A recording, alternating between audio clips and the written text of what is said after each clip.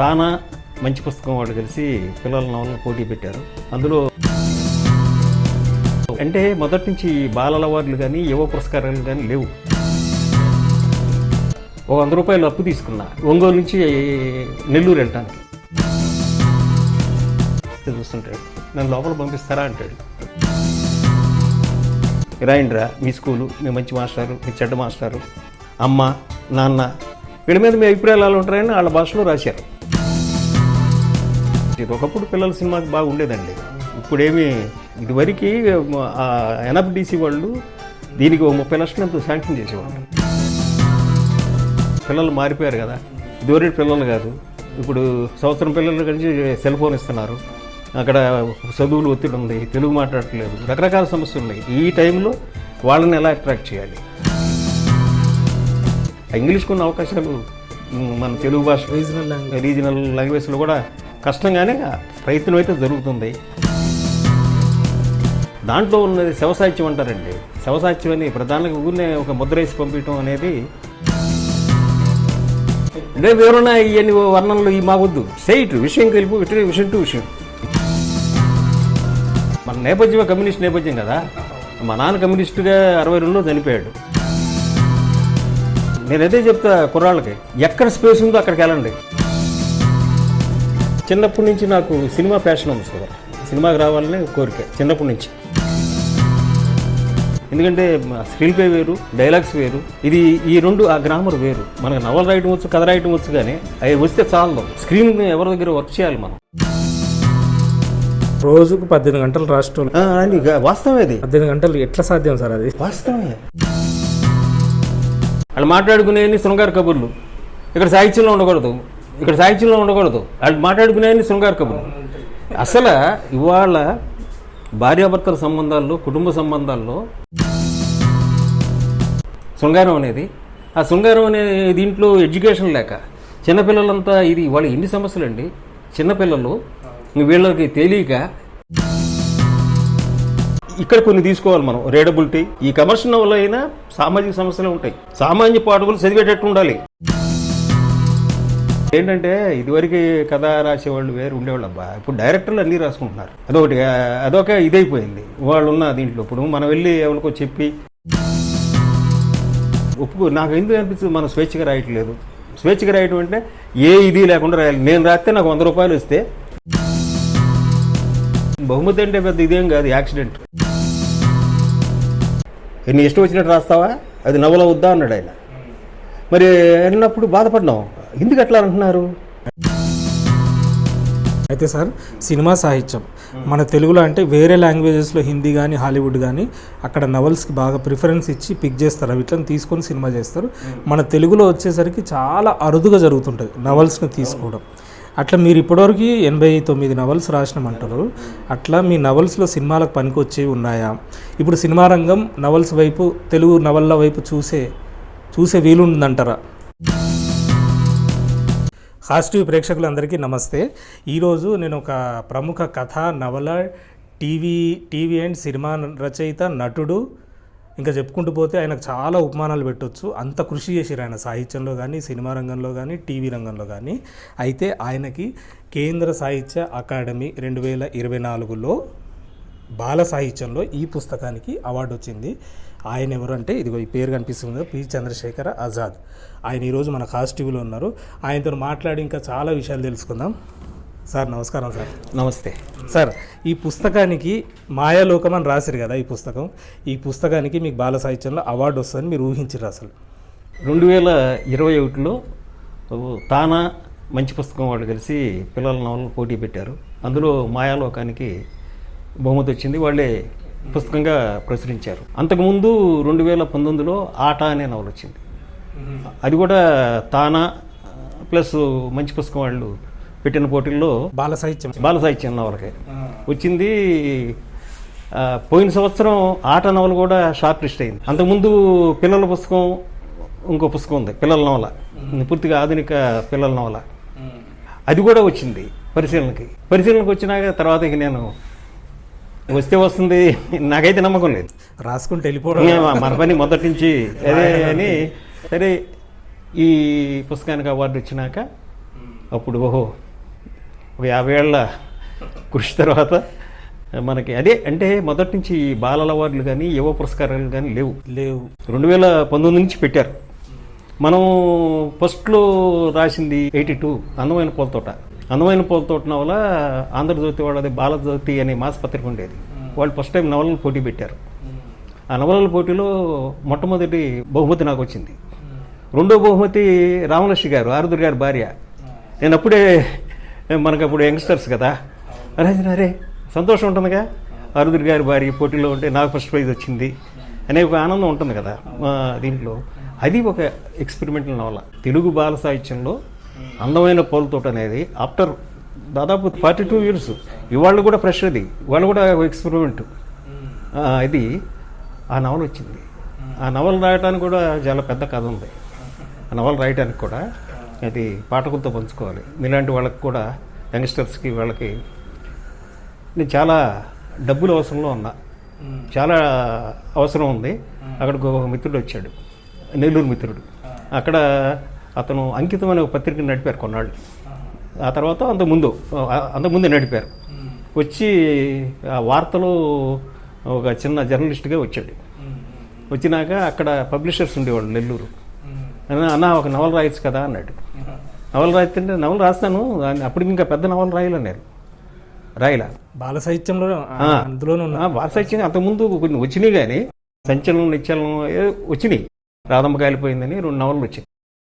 డబ్బులు చాలా అవసరం అంటే నవల రాస్తే అంత ఇస్తారన్న. 500 ఇప్పిస్తా అన్నాడు. మరీ 500 ఏందయ్యా, ఒక 1000 రూపాయలన్నా ఇప్పిస్తే బాగుంటుందన్న.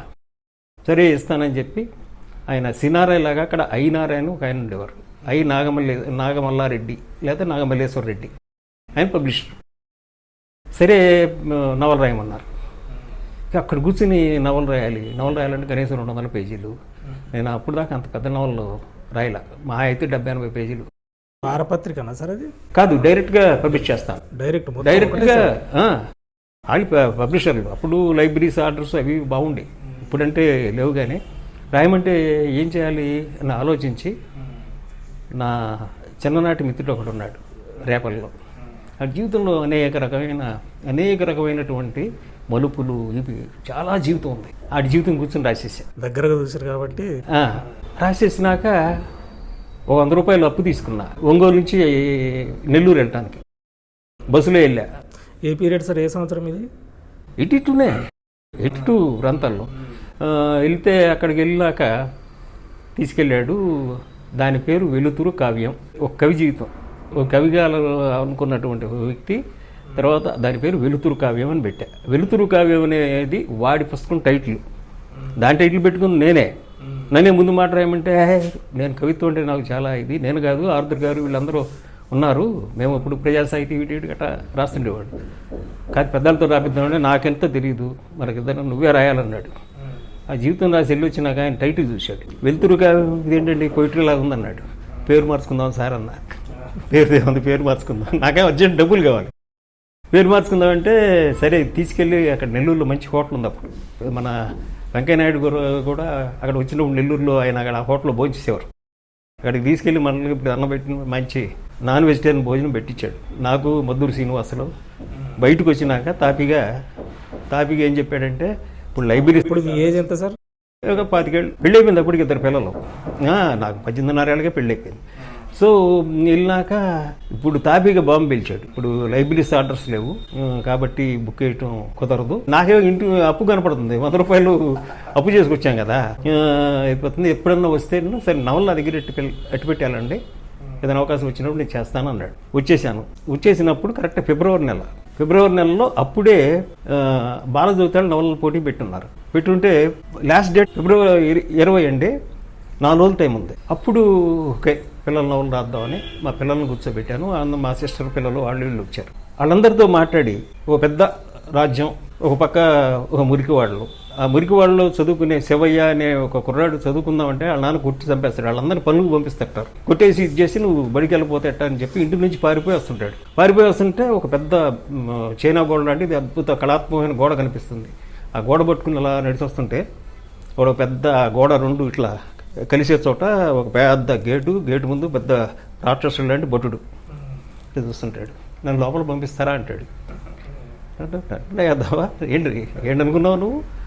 లోపలికి వెళ్తే ఎవరిది అనుకున్నావు? ఇది మహారాజుల మందిరం ఉంటాయి, ఇది వెళ్ళు గెటౌట్ వెళ్ళిపోని వాడు గద్దిస్తాడు. ఇటు భయంగా ఇటు వెనక్కి తిరుగుతాడు.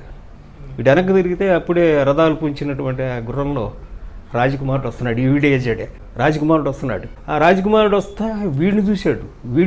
వాడి జీవితంలో ఎప్పుడు చూడలా. వాళ్ళకి పేదరికం చూపిస్తారు కదా, రాజులకి వీళ్ళకి పేదరికము ఈ జీవితం కాదు. వాళ్ళకంటే యుద్ధ విద్యలు లేకపోతే సంగీతాలు ఇవన్నీ కదా. వీడిని చూసి వీడు ఆశ్చర్యపోయాడు. వీడిని చూశాడు. కథ అక్కడ ఆపి వీళ్ళు లోపలికి వెళ్ళాలి. లోపల ఎక్కడుందో చూడాలి, లోపల ఏముందా గోడని కళ అని ఒక్కొక్క పిల్లల్ని అడుగుతారు. పిల్లలందరూ అడిగితే వాళ్ళు ఒక్కొక్క పద్ధతిలో చెప్తారు.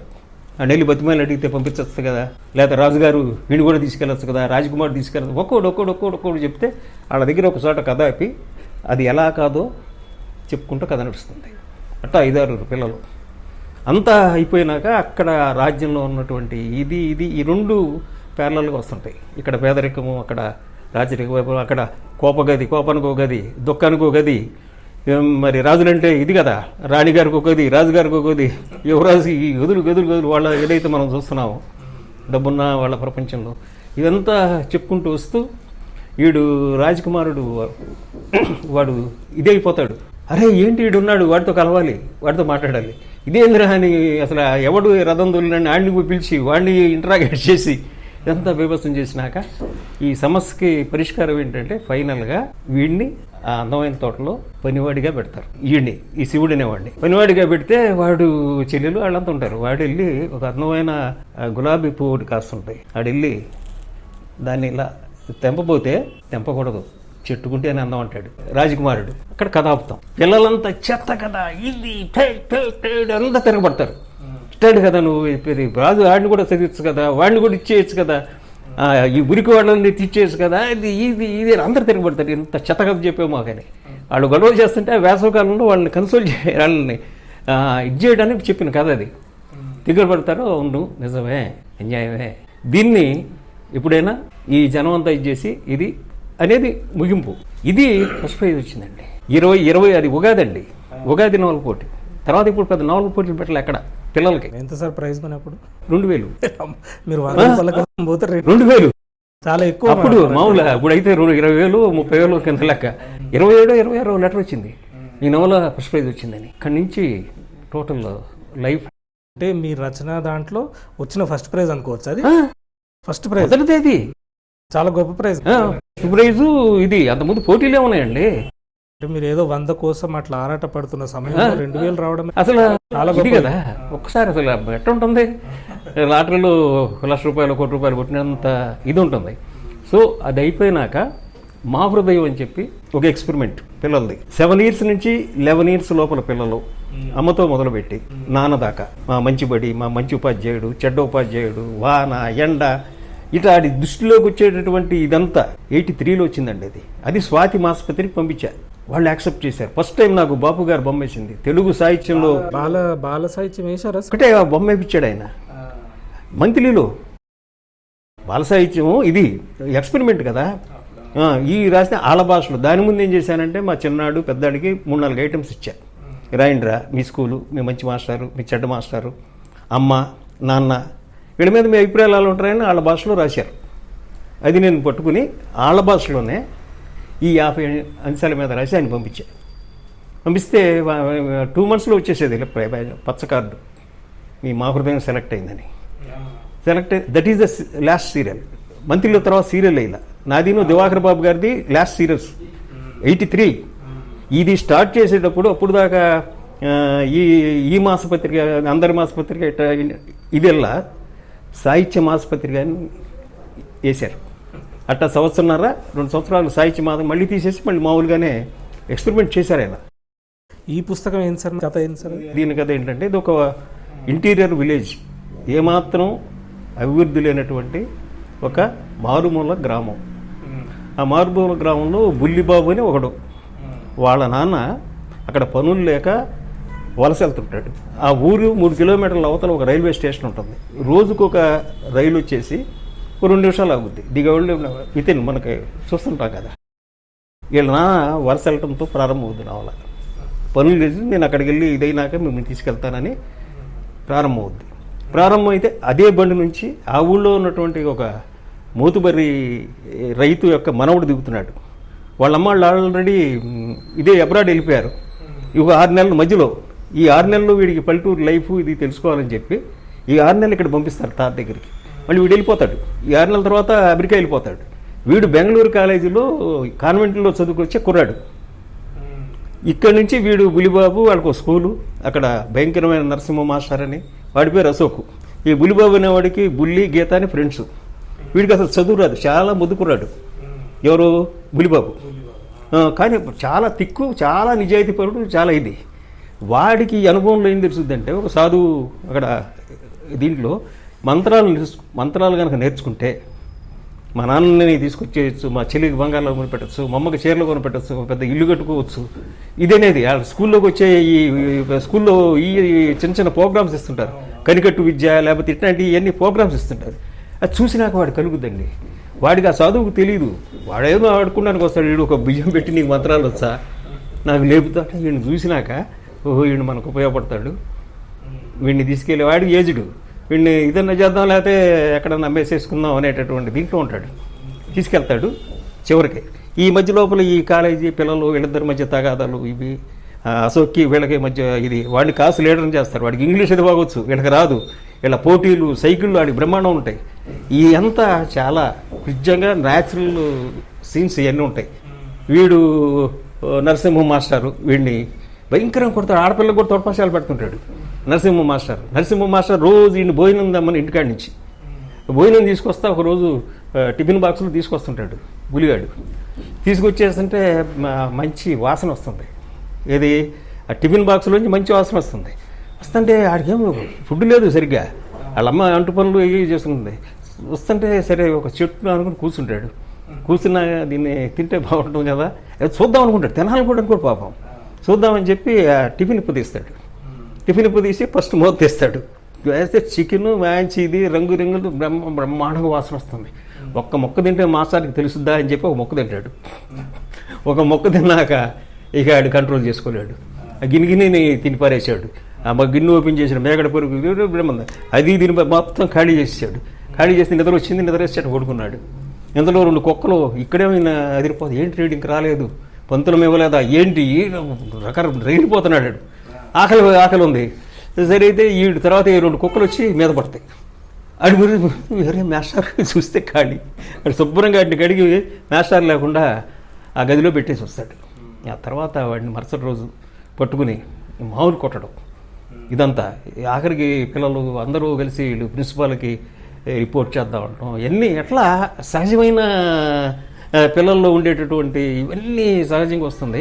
చివరికి ఏంటంటే వచ్చిరాని తెలుగులో అది చెప్పేస్తాడు, పలానా రోజు అక్కడ స్టేషన్కి వచ్చాయి, మనం వెళ్ళిపోదాం, ఇది ఎవరికి చెప్పొద్దు అని ముందరే చెప్తాడు వాడు.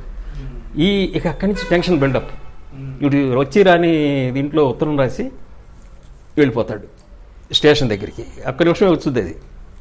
ఈ లోపల వీడు పొద్దునుంచి రాలేదు, 2 రోజుల నుంచి ఏంటో డిస్టర్బ్ ఉంటున్నాడని ఈ అశోక్ వీళ్ళు ఫ్రెండ్స్ అయిపోతారు. మళ్ళీ ఈ అశోక్ వాడి దగ్గర సైకిల్ ఉంటుంది. అశోక్ ఈ చిన్ని గీత వెళ్ళి చూస్తే లెటర్ బయటపడుతుంది. వాళ్ళమ్మ లవలవలాడి ఏడుస్తూ ఉంటుంది. ఇక వీళ్ళు ఒక పక్కన టైం అవుతుంది. ఇక అక్కడి నుంచి టెన్షన్ బిల్డప్. వీళ్ళు వెళ్తుంటారు, ఆ సైకిల్ దొక్కుతుంటారు, పోతుంటారు, కింద పడిపోద్ది, పంచర్లు పడతాయి. ఇది ఇది ఇది ఇది మొత్తం మీద ఒక 5 నిమిషాలు లేట్ కూర్చుద్దండి. ఆడు ఉంటాడు అక్కడ, బల్లలు ఉంటాయి కదా కూర్చున్నాడు స్టేషన్లో. మొత్తం మీద ఆడిని కాపాడి నేను వెళ్ళిపోతాను, నేను మనం తప్ప తెలుసుకుని. వాడేమో గింజాయి వాడు తాగుతుంటాడు. ఆడు తప్పుకుంటాడు ఆ సాధువు. అప్పుడు తీసుకొచ్చినాక వీళ్ళ అశోక్ వాళ్ళ ఫ్యామిలీ ఇది ఆ ఫైనల్గా చెప్పి అసలు ఈ పల్లెటూళ్ళు ఇట్లా ఉంది, దీన్ని మార్చాలి, దీన్ని మేము కూడా ఇచ్చేస్తాం ఇదని చెప్పేసి ఆడు చెప్తాడు. నేను వెళ్తాను ఎప్పటికైనా, మళ్ళీ వస్తాను నేను చదువుకున్నాక, మనందరూ ఇదైనా. దీంతో అది ప్రధానంగా వీడి కోణం నుంచి రాసింది. ఇది రాకముందే ఒక పాషా అని ఒక ఆయన ఉన్నారు, బెంగళూరు పోయిట్టు కమ్ము ఇది. ఆయన నన్ను ఇట్లా మీ నవల్ తెప్పించాను. నేను ఎక్కడ వచ్చిందండి అన్నా. నేను అమెజాన్లోనూ లేకపోతే ఎక్కడో తెప్పించానండి, నేను ఇది ట్రాన్స్లేట్ చేస్తాను అన్నారు. అక్కడి నుంచి తమిళం కూడా చూద్దాము అని అన్నాడు. మరి ఇది రాకముందే, ఇది తెలియకముందు అట్లా చూద్దాం. అట్లాంటి ఇప్పుడు నా 5-6 నవల్లోనే ఏది ఈ పిల్లల సినిమాలకు పనికొచ్చేది. ఒకప్పుడు పిల్లల సినిమాకి బాగా ఉండేదండి. ఇప్పుడేమి ఇదివరకు ఎన్ఎఫ్డిసి వాళ్ళు దీనికి 30 లక్షలు ఎంతో శాంక్షన్ చేసేవాళ్ళు. ఇప్పుడు అట్లాగే ఇక్కడ ఫిలిం ఫెస్టివల్ చాలా బాగా చేసేవాళ్ళు. మన హైదరాబాద్ ప్రధాన కేంద్రంలో చేశారు. అది తర్వాత ఇది పోయింది. ఎన్టీ రామారావు గారు ఉన్నప్పుడు కొంతకాలం బాగా జరిగినాయి. తర్వాత జరిగినాయి, కానీ ఇప్పుడు అసలు ఇది లేదు, అసలు ఎవరికి ఇవ్వట్లా. అతనేదో తెచ్చుకుంటున్నాను మిత్రుడు అది అని అన్నాడు. స్పెషల్లీ దానికోసం ఏదో పూనాలో జరిగేది అది. పూనాలను పెద్దాళ్ళు అన్నీ. ఇది Hyderabad only for children literature ఇదే ఫిలిం ఫెస్టివల్కి శాశ్వత వేదికగాను అన్నారు.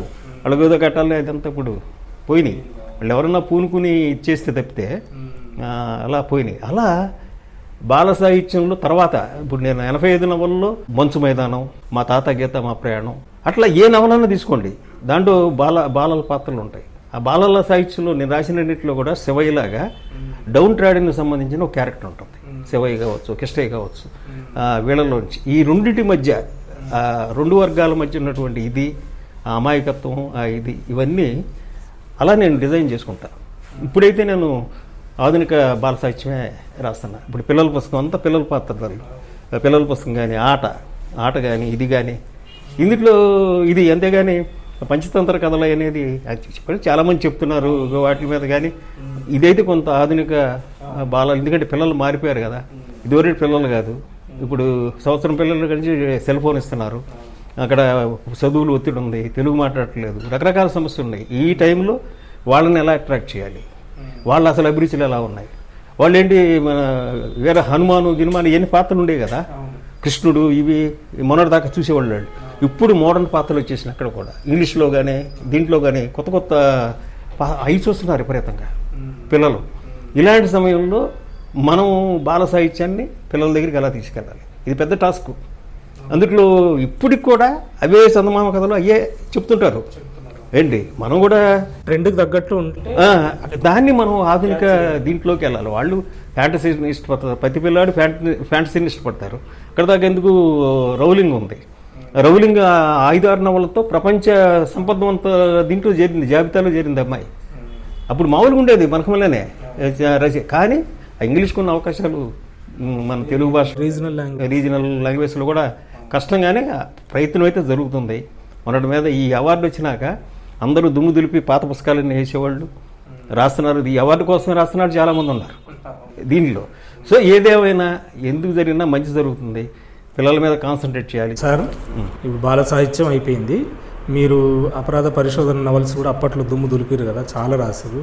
దాన్ని శవ సాహిత్యం అని కూడా అంటారు. అసలు అది ఎట్లా మొదలైంది సార్? ఫస్ట్ 1982 అండి, రాజమండ్రిలో ఉన్నాను. నేను రాజమండ్రిలో వర్క్ చేస్తున్నాను. అంతకుముందు చిన్నప్పుడంతా నేను డిటెక్టివ్ నవలు చదువుకునేటప్పుడు బాగా చదివా. ఎందుకంటే డిటెక్టివ్ నవల్లో చాలా ప్రముఖులు రాశారు. ప్రపంచంలో చాలా గొప్ప క్రైమ్ క్లాసిక్స్ ఉన్నాయి, ఇవన్నీ ఉన్నాయి ప్రపంచ సాహిత్యం. కానీ తెలుగులో చూసుకున్నా అంతకుముందు ఆరుద్ర గారు కానీ రావిశాస్త్రి గారు కానీ ఆ రోజుల్లో అక్కడ మద్రాసులో ఉన్నటువంటి చాలామంది డిటెక్టివ్ నవలు రాశారు. ఇక్కడ నుంచి తెలంగాణ పోరాటం అప్పుడు మెల్లగా వెళ్ళి సెటిల్ అయిన వాళ్ళు లైవ్ దీనికోసం. దాంట్లో ఉన్నది శవసాహిత్యం అంటారండి. శవసాహిత్యం అని ప్రధానంగా ఊరినే ఒక ముద్ర వేసి పంపించడం అనేది మనకి జనరల్గా అలవాటు. ఇది శవసాహిత్యం అని కాదు. శవసాహిత్యం అంటే ఏ సాహిత్యంలో అయినా అద్భుతమైన సాహిత్యం రాసేవాళ్ళు ఉంటారు, చాలా క్యాజువల్గా ఇది రాసేవాళ్ళు ఉంటారు. డిటెక్టివ్ సాహిత్యం వలన వచ్చే ఒక తర్కం వస్తుందండి.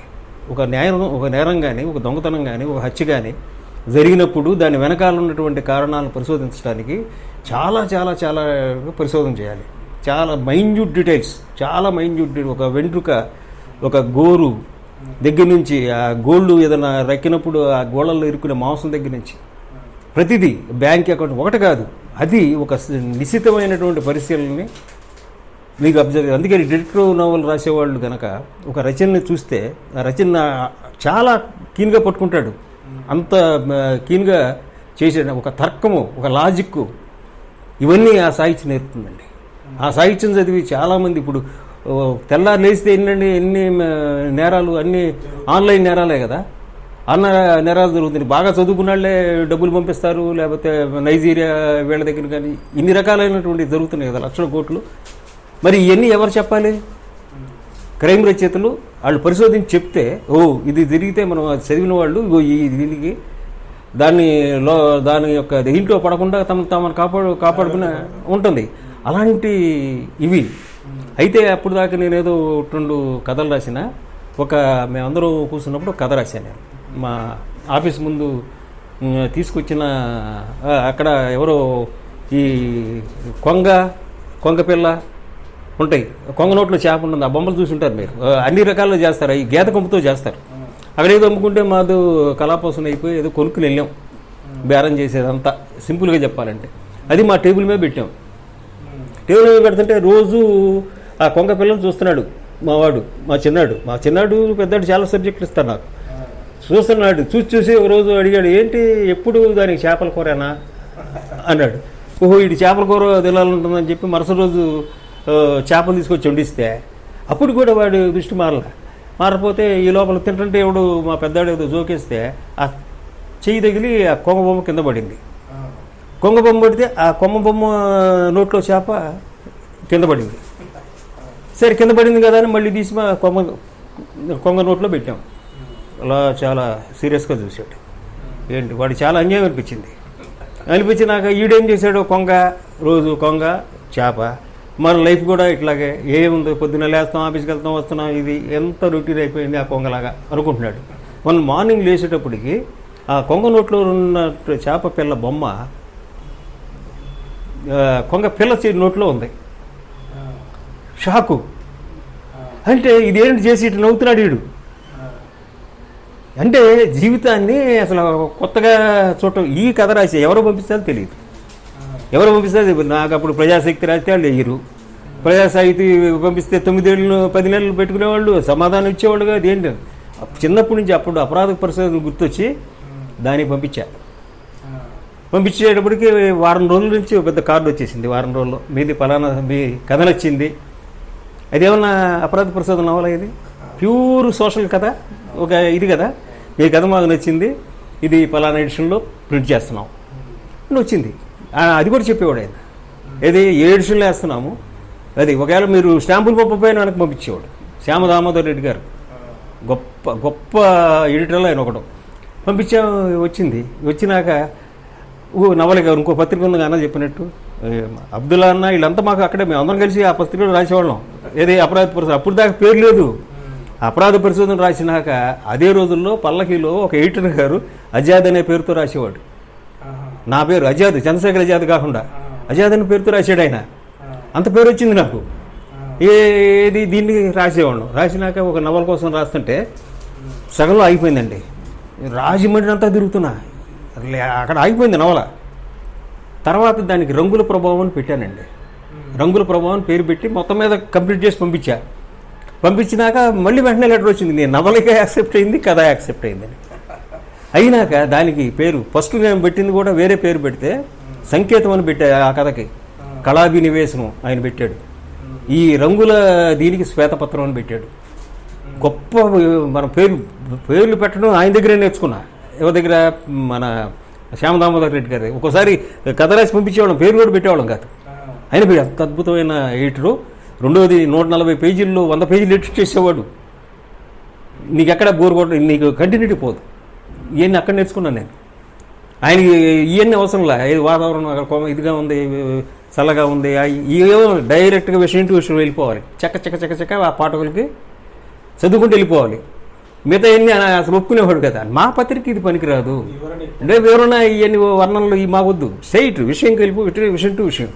అట్లా 3 సంవత్సరాలు నేను రాసినాక ఒక్కోసారి ఉత్తరం మధ్యలో వచ్చి కలిశాను నేను ఆయన్ని. కలిసినప్పుడు మీ ఫస్ట్ కదా చంద్రబొమ్మ వేశాడు, మేము పాఠకుల కోసం కొన్ని రచనలు వేస్తాం, వీళ్ళకి వేస్తాం, మీ రచన నా కోసం వేసుకున్నా అన్నట్టు. ఆ కథ చంద్ర కూడా వచ్చి చాలా మంచి కథ వచ్చింది. చంద్ర ఎవరు నాకు తెలియదు. అట్లా ఎన్ని నవలలు రాశారు సార్? అపరాధ పరిశోధన 17 నవలికలు, ఒక 50 కథలు ఎంతో రాసి. ఒక్కదానికి ఎంత ఇచ్చేవారు మీకు? అదే నవలకి 125 150 ఇచ్చేవారు. ఎంత 20 పేజీలు రాస్తే, నా చిన్న రైటింగ్ కదా నాది. కథకి 75 ఇచ్చేవాడండి ఆ రోజుల్లో. ఎప్పుడు 80sలో. ఇప్పుడు కూడా ఇట్లా, ఇప్పుడు ఎవరిస్తున్నాడు చెప్పండి అసలు. అట్లా 200 వచ్చాయి నాకు. ఒక నవలికే 200 225 వచ్చాయి.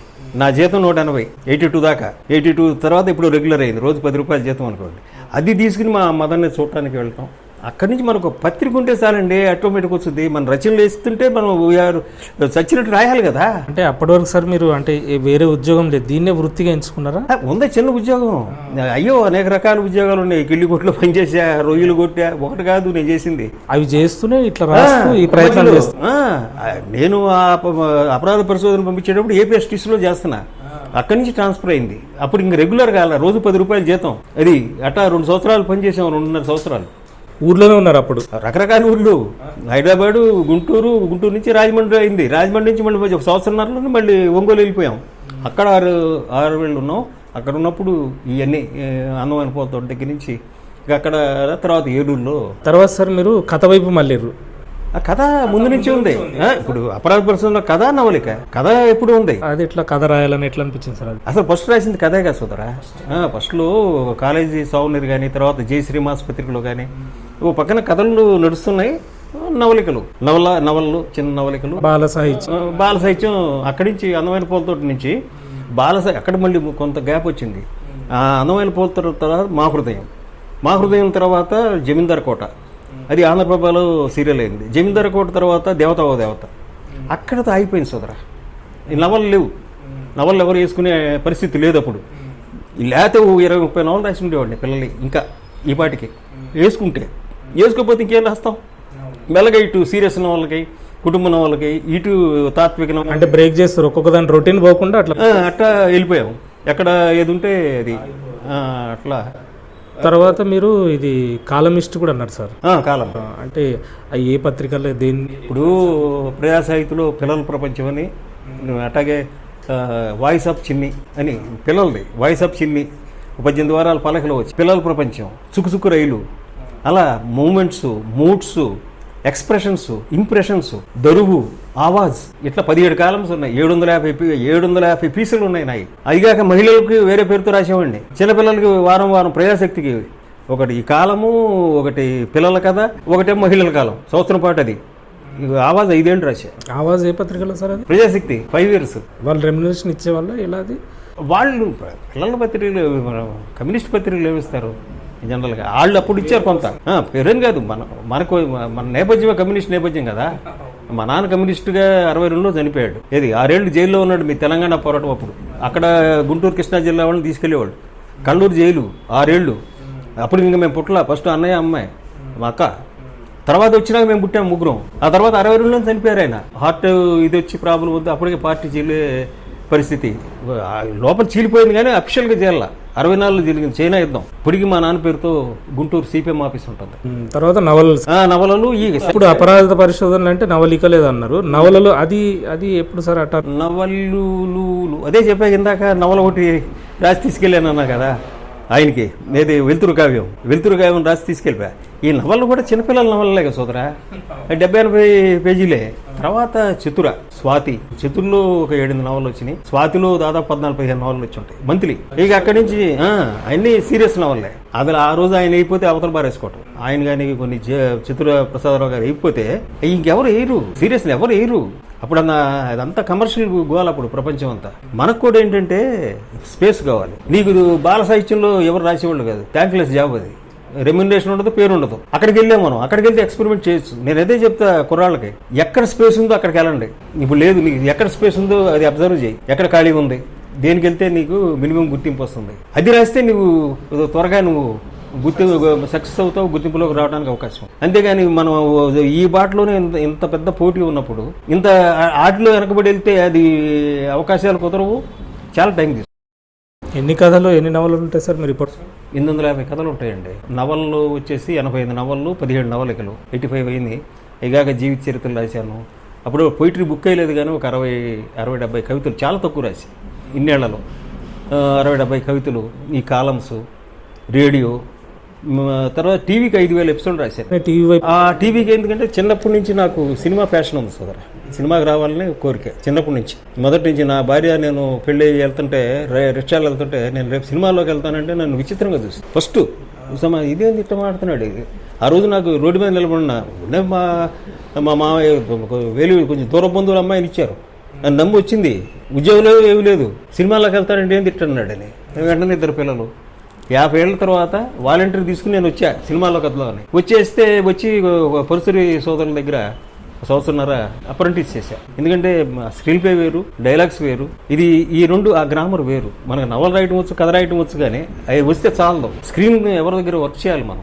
స్క్రీన్ సంబంధించి అసలు స్క్రీన్ ప్లే ఎట్లా చేయాలి, అసలు కథ అద్భుతంగా చెప్తారబ్బా. మనకు మంచి కథ రాస్తే కాదు, బాగా చెప్పగలగాలి. అది నువ్వెంత గొప్ప కథ రాసినా చాలా నీరసంగా చెప్పావంటే అది వింటూ చాలా మందికి మంచి తమిళ వాళ్ళు చెప్తారు కదా, పిచ్చెక్కిపోద్ది. ఏమి లేకపోయినా కూడా విషయం అలా చూపించేస్తారు, బొమ్మ చూపించేస్తారు. ఏ సీరియల్లో పనిచేసారు సార్ అట్లా మీరు? ఫస్ట్ జీవంతి అక్కడి నుంచి ఫస్ట్ నాకు మందుల నాయుడు గారు ఎడారిలో కోయలని 13 ఎపిసోడ్లు ఆవిడ ఎప్పటి నుంచో స్లాట్ కొన్నారు. అది అంతకుముందు 20 ఏళ్ల క్రితం 25 ఏళ్ల క్రితం దూరదర్శన్ తప్పితే ఏం లేదు. ఆ కథ కోసం ఎదురు చూస్తున్నారు. ఒక యాడ్ కోసం నన్ను ఏదో పిలిచారు. నేను అప్పుడు పరుసూరి గారి దగ్గర ఉన్నా. పిలిస్తే వెళ్తే ఆవిడ రాజమండ్రి షూటింగ్కి వెళ్ళాలి. వెళ్తే మాకు ఇట్లా అక్కడ కో డైరెక్టర్ ఆయన ఉన్నాడు, రాధాకృష్ణ గారు, ఒక డాక్టర్. ఏమండి మాకు ఎడారిలో కోయలనే ఇది ఉంది, దాని దగ్గర మీకు ఏమైనా సబ్జెక్ట్ ఉందా అంటే చూస్తాను సార్ అని వెళ్ళిపోయా వెంటనే. తర్వాత వచ్చినా మళ్ళీ కబుర్ చేస్తే నాకు అప్పుడు ఒక పెళ్ళి అనే నవల ఉంది, ఆ కథకు సరిపోతే ఉందండి అంటే మంజులా నాయుడు గారి దగ్గరికి వెళ్ళా. ఆ కథ చెప్తుంటే ఫస్ట్ రిలాక్స్ కూర్చుందా అలా ముందుకు వచ్చి బాగుంది, రేపు పొద్దున మనకు 13 ఎపిసోడ్లు ఆర్డర్ వేసి రండి అంతే, సింగిల్ అయిన ఆర్డర్ వేసి రండి అంతే. అంటే నా దగ్గర నవల లేదు, ఒరిజినల్ ఉంటే వేస్తాం, లీలగా గుర్తు మనకి. అప్పటికే 5-6 ఏళ్ళు అయింది ఆ నవల రాసి, కాపీ లేదు. ఎవరికో ఇచ్చాము, ముందుకు పంపిస్తే అదేదో జమినికి ఎవరో ఊరినే సినాప్సిస్ పంపిస్తే వాళ్ళు ఒప్పుకోలే. ఏది చిన్న సినాప్సిస్ ఏమవుతుంది, అప్పుడు ఎవరు మన డైరెక్టర్ ఈయనున్నాడు, ప్రేమించుకున్నారా పూరి గారు కూడా ఉన్నట్టున్నారు. అప్పుడు కొన్నాళ్ళు వాళ్ళు కూడా చేశారు జమిని టీవీలో ఎర్లీ డేస్లో. చూస్తే మొత్తం ఎతికి పీసీ రెడ్డి గారిని అడిగా, మీకు ఇచ్చాను కదంటే నా దగ్గర లేదండి, నేను నెల్లూరు వెళ్తున్నా అన్నాడు. మనకు అవకాశం రాకరాకు వచ్చింది ఇదని మొత్తం ఇల్లంతా ఎదిగితే జెరాక్స్ కాపీ దొరికింది. అప్పుడు వెళ్ళి దీని దగ్గర కూర్చుని ఇది ఇక్కడ వాటర్ ఇది ఉంది కదా గండిపేట, మా అన్నయ్య కజిన్ ఎవరు ఉన్నాడు, అక్కడ ఒక గది బుక్ చేస్తే రాత్రి 2 గంటల దాకా కూర్చుని నవల చదివి సింగిల్ లైన్ చాలదు కదా, ఒక చిన్న ట్రీట్మెంట్ రాసి తెల్లారి 9 అయింది. గబగబా తీసుకెళ్తే చేసి ఒక 7 ఎపిసోడ్ దాకా చూసి ఇక్కడి నుంచి కొంచెం చిన్న మార్పులు చేయండి అని చెప్పింది. ఓకే అండి అన్న, డైలాగ్ రాయండి అన్న. నేను అప్పుడే మోహన్ బాబు గారి సినిమా యమజాతకుడికి నేను మద్రాసు తీసుకెళ్లారు, షూటింగ్స్కి వెళ్ళాను. యమజాతకుడికి వెళ్తే అక్కడే కూర్చుని మొత్తం 13 ఎపిసోడ్లు రాసేసా. నాకు ఈ అనుభవం ఉంది. ఏది అప్పుడు దాకా 1-4 నెలలు పెద్ద ఆయన దగ్గరే ఉండేవాడిని, గోపాలకృష్ణ గారు, నేను వెంకటేశ్వర దగ్గర ఉండేవాడిని. స్క్రీన్ ప్లే ఇవన్నీ అనుభవం ఉంది కాబట్టి పటా డైలాగులు మమ్మల్ని అప్పుడు కూడా ఎప్పుడన్నా ఒక వెర్షన్ రాపిచ్చేవాళ్ళు మాతో. ఆ అనుభవం ఉంది కదా, పటా రాసిచ్చానండి. తీసుకొచ్చి 13 ఎపిసోడ్లు ఇచ్చా. మళ్ళీ 1.5 దాకా కబుర్ లేదు, ఏంది రెట్ అయిపోయింది అనుకున్నాం చేస్తున్నాం. ఒక రోజు ఆయన సుధాకర్ గారు కబుర్ చేశాడు, ఫోన్ చేశాడు. సుధాకర్ అంటే మందుల గారి భర్త. ఈయన కబుర్ చేసి కూర్చోండి అన్నాడు. ఎన్ని లొకేషన్స్ ఉన్నాయి ఏంటి అన్నాడు. 5 రోజుల 6 రోజుల షూటింగ్ అయ్యేది. ఇది సార్ సరే మీకు ఎంత రెమ్యునరేషన్ ఇమ్మంటారు అన్నాడు. సార్ నాకు ఇంతవరకు తెలియదు, కథ స్క్రీన్ ప్లే మూడు మనమే కదా, నాకు తెలియదు అండి, తెలుసు కదా మీరు ఇదని చెప్పి అంటే చెక్ తీసి 25,000 రాసిచ్చాడు. ఎట్లా ఉంటుంది? ఏ టైం సార్ ఇది? 90s ముందు లేదు, అదే 2000కి బిగిన 96, 98, 99 90s అనుకోండి. 90s చివరి 25,000 అసలు చూస్తే ఎట్లా ఉంటుంది. అట్లా అక్కడి నుంచి అది అయిపోయినాక మాకు జీవం తీరాలని డైలీ సీరియల్. అది 13 ఎపిసోడ్లేనా? అది ఇంకా 13 షూటింగ్ మొదలు పెట్టారు, వచ్చింది పెద్ద హిట్. అది పెద్ద హిట్. తర్వాత కొనసాగలేదా? లేదు, 13 అప్పుడు ఉండేది. అప్పుడు 13 డైలీ సీరియల్. దూరదర్శన్లో ఫస్ట్ డైలీ సీరియల్ ఋతురాగాలు, అది 500 ఎపిసోడ్లు ఎంత వచ్చింది. తర్వాత మాది జీవం తీరాలు, మా ఊరైనా చేస్తున్నాడు. ఎవరో చెప్పారు, ఎక్కడికి వెళ్ళాం, ఆ జీవం తీరాలు రాయడం మొదలు పెట్టినాక వీళ్ళ దగ్గర మానేసి, రాయక ముందే మానేశాను. మనకి అది కుదరట్లేదు, మా ఏజ్ వచ్చేసింది, మళ్ళీ కుటుంబ ఆర్థిక సంవత్సరం మొదలై ఇలా కాదని చెప్పి మానేసేస్తే ఈ లోపల సీరియల్ వచ్చింది. అది 430 ఎపిసోడ్లు ఏమో వచ్చింది. అక్కడనే యాక్ట్ కూడా చేయడం. అంటే ఒక పాత్ర నేను రాసిన వాటిలో యాక్ట్ చేసుకునేవాడిని. అబ్బా కాలేజీలో వెళ్ళినప్పుడు నాటకాలు వేసా, నేను రాసేవాడిని, నేను వేసేవాడిని. 2 సార్లు నటుడిగా నాకు అక్కడ ప్రైజు. ఇక్కడ ఇది ఉంది కదా, చాలా కోరికలు ఉన్నాయని చెప్పా కదా, బొమ్మలు గేయాలు ఉండేది, పాటలు పాడాలు అన్నీ ఉండేవి, ఆల్రౌండర్లు కావాలని ఉండేది. గేమ్స్లో నాకు ప్రైజులు అన్నీ వచ్చినాయి. అవన్నీ కోరికల తర్వాత ఇక్కడ తీర్చుకున్నా. ఏది నటన, మా గోపాలకృష్ణ గారు అంటారు పరుసూరి, నువ్వు సహజ నటుడు అయ్యా. ఆయన మా సీరియల్ చూస్తుండేవాడు. పెద్ద అయిన వాళ్ళ మిసెస్ కానీ విజయలక్ష్మి గారు కానీ అందరూ చూసి అడిగేవాడు, అంటే భలే యాక్ట్ చేస్తున్నావు. నాకు ఇతనైతే జనార్దన్ మహర్షి, ఆ మిత్రుడు అన్నాడు, నువ్వు మన అబ్బాయి ప్రేమలో పడ్డాడు ఒక క్యారెక్టర్ వేసే వసుదేవుడు, వాడు అందరి పాదాల మీద బడి నమస్కారం, పిల్ల పీసు లేకుండా అందరికి నమస్కారాలు పెడుతుంటాడు.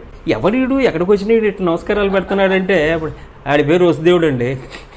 ఆడు మనకు దండాలు పెడతాం అనుకుంటాడు, వాడి గాడిదలు దండాలు వసుదేవుడు అంటాడు, గాడిదలు పట్టుకున్నాడు అన్నాం కదా, ఆ క్యారెక్టర్ పెట్టాం.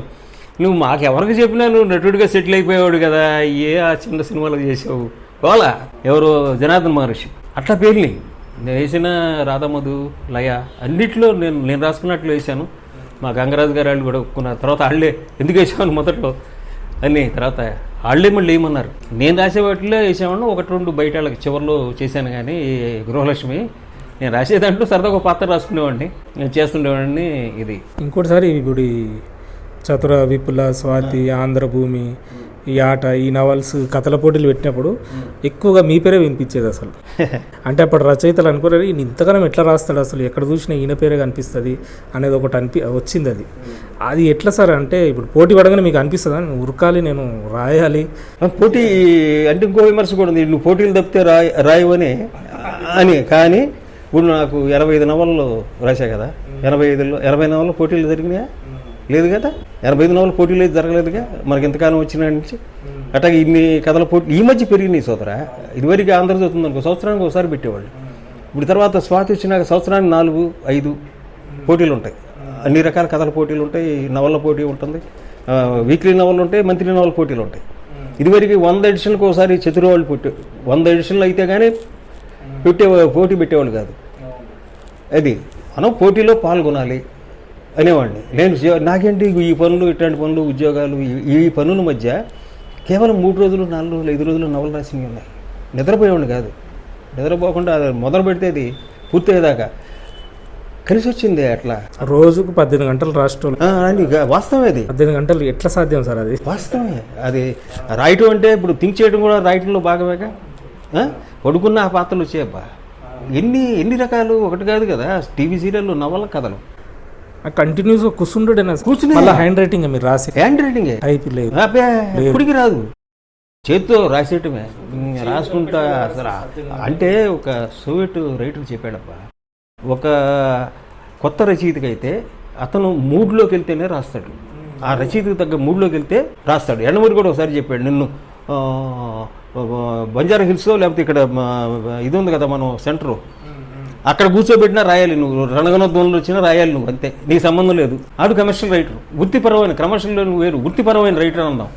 కమర్షియల్ అంటే అంతా ఇది వృత్తిపరమైన ఇది. అట్లా మనకు ఒక కూర్చుంటే అది అయిపోయేదాకా నిద్ర ఉండేది కాదు, నిద్రపోదు. ఇవాళ కూడా అంతే. కాదు ఇదివరకు అంత వేగం లేదు, 70 ఏళ్ళు వచ్చేసినాయి కదా. ఏంటి ఇవాళ కూడా కూర్చుంటే నేను ఆ పని అయ్యేదాకా నేను నిద్రపోను, గఫార్లు అంటాను నిద్రపోను. నేను రోజు వాయ కూడా ఏం ఎంతవరకు వచ్చే చేస్తూనే ఉంటా. ఇంకోటి స్వాతి సరసమైన కథల పోటీ పెడుతుంటది. అవును, అందులో మీకు కూడా చాలా ప్రైజులు వచ్చాయి. లేదు ఆ కథ రాలేదు, శృంగారం బాగా ఓడుకోవాల్సినట్టు మీ మిత్రులు చెప్తుంటారు. లేదు శృంగార కథలు నేను మొత్తం మీద 5-6 రాశా. 5-6 ఏది ఇన్ని సంవత్సరాలు 2 సార్లు పెడతారు. ఇన్ని సంవత్సరాల్లో కేవలం 5-6 కథలు నేను రాశాను. సరసమైన కథలు చాలా తక్కువ రాశాను నేను. ఈ మధ్య కావాలని రాశా. ఈ మధ్య అది కూడా ఒక సమస్య కదా, ఇవాళ ప్రపంచంలో ఒక సమస్య అండి. తెల్లాలేస్తే మన వాళ్ళందరూ సాయంకాలం పడే చాలామంది మేధావులను చూసా, వాళ్ళు మాట్లాడుకునేవి శృంగార కబుర్లు. ఇక్కడ సాహిత్యంలో ఉండకూడదు, వాళ్ళు మాట్లాడుకునేవి శృంగార కబుర్లు. అసలు ఇవాళ భార్యాభర్తల సంబంధాల్లో, కుటుంబ సంబంధాల్లో ఉన్నటువంటి ఒక అసంతృప్తి, జీవన పోరాటం. అసలు నీకు సెక్స్ ఎవడు అనిపిస్తున్నాడండి చెప్పు నాకు? స్వేచ్ఛగా హాయిగా ఏది అదొక మహత్తరమైన ఇది కదా శృంగారం అనేది. ఆ శృంగారం అనే దీంట్లో ఎడ్యుకేషన్ లేక చిన్నపిల్లలంతా ఇది వాళ్ళు ఎన్ని సమస్యలు అండి. చిన్నపిల్లలు వీళ్ళకి తెలియక ఎన్ని రకాలైనటువంటి ఈ సమస్యలన్నీ డిస్కస్ చేయకపోతే ఎట్లా? అది శృంగారం అనేది నిషిద్ధమా? సృష్టి కార్యం అండి ఇది. దీని చుట్టూ అనేక సమస్యలు ఉన్నప్పుడు నువ్వు ఎవరినన్నా ఉద్రేకపరచడానికి కథ రాస్తే దాన్ని విమర్శించు అది. కానీ శృంగారం అనేది జీవితంలో సమస్య. ఏమండే మీరు బాంబే జీవితం కనుక ఒకసారి వెళ్ళి చూస్తే ఒక చిన్న ఇంత ఉంటుందండి, ఇక్కడి నుంచి ఇంత ఉంటుంది గది. ఆ గదిలో 8 మంది కాపురం చేయాలి, భార్యాభర్తలు ఉంటారు. ఎక్కడ చేయాలండి? నువ్వు హిందీ సినిమాలు కూడా చూడు, జయబాదురు వస్తుంది, పల్లెటూరులో పెద్ద పెద్ద విశాలమైన దీంట్లో నుంచి వస్తుంది. అక్కడికి వచ్చినప్పుడు మొత్తం కుటుంబం అంతా ఒక చిన్న గదిలో ఉండాలి. సెక్స్ చేయాలంటే ఏం చేయాలి? వాడు బయటికి వెళ్ళాలి లేదా వెళ్ళాలి, అసలు పట్టించుకుంటే ఏం కాదు. కళ్ళు మూసుకుని ఇవన్నీ ప్రాబ్లమ్స్ ఇది హాస్యం కాదు, ఇది చాలా సీరియస్ కఠినమైన దీనికి ఎప్పుడు చేయాలి? ఒకళ్ళు ఇదంటే ఒకళ్ళు బయటికి వెళ్ళాలి, సినిమా ఎక్కడో ఒకసారి వెళ్ళాలి. అట్లాంటి భయంకరమైన జీవితం ఒకసారి వెళ్ళి చూస్తే మనం మురికివాడలు కానీ లేకపోతే ఈ బొంబాయి చోట్ల లాంటి ఈ కాలనీలోకి వెళ్తే కానీ మన జీవితం అర్థం కాదు సోదరా. స్లమ్ ఏరియాస్ కానీ దీనికి వెళ్తే కానీ అర్థం కాదు. ఎందుకంటే మనం ఇవన్నీ చూసి వచ్చాం కదా. ఏది మనం రేకుల దగ్గర నుంచి పూరేళ్ళ నుంచి ఉండి వచ్చాను కదా నేను. ఏది అవన్నీ తెలుసు కానీ కొన్నాళ్ళు ఇయే మనకు ఉండే కొన్ని ఏవైతే సిద్ధాంతాలు ఉంటాయి వాటి మీద ఉన్నామనుకో, వాటి ప్రభావంలో పడితే ఇదేదో నేరం, సెక్స్ మీద రాస్తే నేరం, ఇంకోళ్ళ మీద రాస్తే నేరం అనే దీంట్లో పడిపోతాం. దాన్ని ఒక సమస్యగా మనం డిస్కస్ చేయాల్సిందని గుర్తుండదు. నాకు చాలామంది తెలుసు కలం పేర్లతో రాసేవాళ్ళు. ఇది అంటారు కలం పేర్లతో రాసేవాళ్ళు నాకు చాలామంది తెలుసు. అంటే ఏంటి, నీకెందుకు భయం అంటున్నా? నేను రాశాను, దానికి ఒకసారి బహుమతి ఇచ్చాడు నాకు ఆ మధ్య. తప్పేం లేదు రాయడానికి, రాయాలి, ఒక సమస్యగా రాయాలబ్బా. దాంట్లో ఉన్న ఏంటి ఒక కుటుంబం ఏ సమస్యను తీసుకుని రాయచ్చు సోదరా. దానికి అసలు రెండోది, ఈ దేశంలో సెక్స్ అనే పదమే ఒక భూత్ అయిపోయింది. ఈ ఎడ్యుకేషన్ లేదు, సెక్స్ ఎడ్యుకేషన్ లేదు. మీకు చెప్తే నాకు నాన్నక ఉత్తరంలో వాడు నా ఫ్రెండ్ ఉన్నాడు, చచ్చిపోయాడు. ఇప్పుడు వాడికి తెలీదు, వాడికి 2-3 పిల్లలు అన్నాడు, వాడికి ఏం తెలీదు. నాతో మాట్లాడుతుంటే ఆశ్చర్యం వేసింది. అంతే ఎంత అజ్ఞానంలో బతుకుతున్నాం మనం, విషయం తెలియకుండా. చెప్పాలి, మాట్లాడాలి, ఎవరొకళ్ళు మాట్లాడాలి. అది ఎడ్యుకేటివ్గా రాస్తే ఏదైనా తప్పు కాదబ్బా. ఇవాళ ఇంకో వికృత రూపం